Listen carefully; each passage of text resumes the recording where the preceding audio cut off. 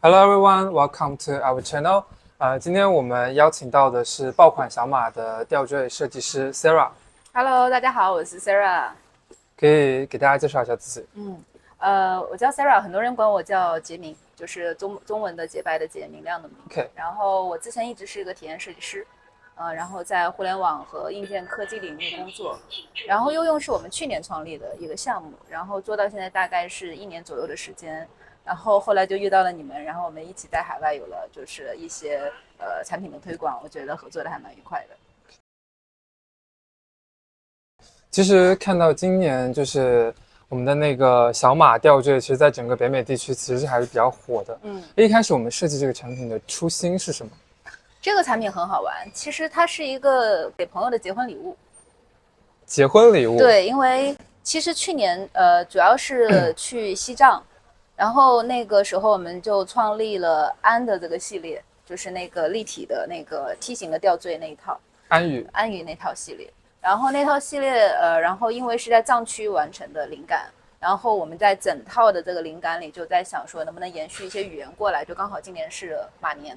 然后就想去做生肖这个系列。但那个时候其实是没有斑马这款的，最开始只做了红色、黑色和白色。然后那个马的造型是藏地的小马，就是你知道在藏地它的小马它是那种就是没有像你在内陆中国大陆就其他的地方看到的马是很大的，它其实实际上是矮小的那种马，小小的，身材很纤细，但是它整体是比较有力量的，它的尾巴会很长，就毛发很长，所以那个灵感就迁移到了小马身上，就是给了它一个比较小小的那种状态，但是它尾巴长长的。然后马呢，对，那个尾巴本身是藏地的那个经幡，对，那个经幡的造型，然后就把这两个元素放在上面。但是产生斑马是一个很有意思的事情，因为当时只产生了，就只设计了黑色和白色，它是没有那个斑马的。然后因为刚好那个朋友结婚，然后就想说送给他们一个特别的礼物，然后就把黑色小马跟白色小马1+1=2，就有了一个斑马。但其实在美国地区大家其实更喜欢是那款斑马。没错，那个斑马因为它很特别的地方是在于我们是真的用天然石去做这个东西，就是有一种材料就是斑马石。因为那时候在头疼说我怎么去做这个特别的小马的时候，就做这个礼物的时候，因为黑加白嘛，然后就说中间的这个东西有没有办法来表达它的时候，然后就我一个好朋友跟我说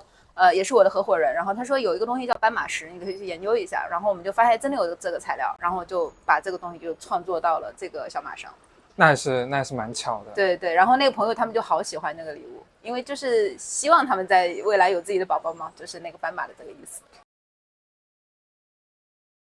那就是刚才提到了我们的新系列是安语嘛，就是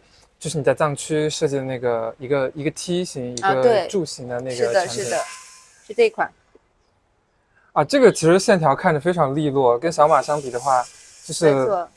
要利落很多。小马就是比较灵动的那种造型。是的，是的，这个造型其实我们就是如果你是作为内陆的人去看它，就是作为普通人去看它，你会觉得它是利落的，是极简的这种几何造型。但如果你是在藏地，你看到这个造型，你会很有熟悉感，因为它其实就是藏地的建筑，就是在西藏所有的建筑都是梯形的，因为它要抗地震嘛，所以的话呢，就是那个它需要做下宽上窄的这种结构，然后为了平衡这种外造型的结构，所以他们的一些窗户、门框，它其实是做了一些呼应外造型的设计的。也就是你在藏地，你看到所有的建筑的外观和它的装饰物，大部分的一个基础的几何结构就是上窄下宽。对对对，因为你想，其实它窗户可能跟我们是一样的，就是这样的一个四方形边框，它不会真的做成梯形，但它为了和边缘产生一个比较好的呼应，它会给它做成一个梯形，然后让它看起来更加的协调。对。那这个其实它是不仅是有这一款，还有一款是比较长形的。对，柱子。就是这个其实在藏地我们首先采用了外轮廓嘛，是梯形，但你看它背框它其实是那个门框的那个造型，所以它中间矩形，边缘是梯形。然后到了这个上面的话呢，我们是用了藏地的一些柱子，你去那边看到梁柱，就是它为了呼应它外设计语言，它其实它里面的柱子也是一种微微的梯形的一个结构，所以就是相当于这个是建筑里面的柱子，这个是外造型的那个框，就是我其实是希望它像是一个门一样，因为在藏地会有一个概念，就是如果你住过松赞，你也会清晰这个概念，就是隐秘之门。就隐秘之门，就是它是通向你心里的那个叫什么，就是香巴拉的那种状态。明白。其实我们的品牌叫 East and Udo， 就是它其实是说，美学和实用性。那其实，在我们的这个设计里面，我们是怎么平衡这两个点的？对，其实我们的英语名是美学和实用性，但中文名是用和用嘛。对，所以我觉得这对我而言，它是一个就是精神符号，和就是我是不是能够把它真的用到日常场景里的两件事儿。因为我自己为什么创立用一个很核心的原因是，我觉得我是一个自我力量驱动的人，就是我是个自我精神力量驱动的人。然后我也很想要给别人带来一些这样的一个感受，就是其实你是可以去影响你自己的，所以我们就会倾向于是采用一些传统的经典的有精神寓意的符号。比如说我看到这个梯形的时候，我那个时候处在一种我要创业，我是人生处在一种波动期的。我看到在西藏的这些大量的这种建筑的时候，我的第一个感受是我感受到了一种很安稳的、安定的那种自我力量回来的那种踏实感，然后我就把这种符号我就把它给创作出来。哎，刚好这个符号也很神奇，它其实是比较接近无饰牌的造型，你知道吗？无饰牌，有一种就翡翠里面有一种造型，就那种吊坠，立体的，就是梯形的，或者是长方形的，它的那个就是俗语就叫无饰牌，就是平安无事的意思。对，也是一种精神号召，寓意也是挺好的。对。然后那怎么平衡美跟有用？首先，我们整体上还是希望把精神力量的这种符号、审美元素，把它给极简化，就是而不是用可能以前你看到那个符号是那个样子的，那今天你还是把它搬过来，直接搬过来。那我们会更倾向于是说，我希望用一种更当代人的眼光去审视这个事情，然后把它变得更极简。这样的话，就可能我是个女孩子，我也能用；你是个男孩子，你也可以用，对吧？然后那它可以跨越周期。它可以10年以后、20年以后，你看到它依然觉得它是个经典审美，所以这个是我们在美学上的定义，就是把它框在这个范围内。然后那用的定义的话呢，就比较简单，就是大家看到的，就是也是大家给我们的一个称呼叫乐高首饰嘛。那就是我们对于每一个就是这种吊坠，我们设计了一个藏卡扣，然后它是可以去组合我们的这种耳钉的状态的。那组合到了一起的时候，它就可以变成一个就是耳饰，就是它不仅是一个吊坠，它也可以通过不同的组合变成一些耳钉或者是耳饰或者是一些项链呀或者什么的。你看我刚才其实搭配的是个蓝色嘛，对吧？那它标准搭配。那我们其实乐高嘛，主要是玩嘛，对不对？颜色也可以随机组合。那颜色也可以随机组合，那它就可以。比如说你买一组，然后你再换个配件，你就可以获得不一样的感受。对，那这还挺好的。对，那像我们有一些配件，比如说刚才戴的是耳钉，那我可以戴一些耳圈，就是我们会开发大量的这种配件，让大家有一些 DIY 的这个状态。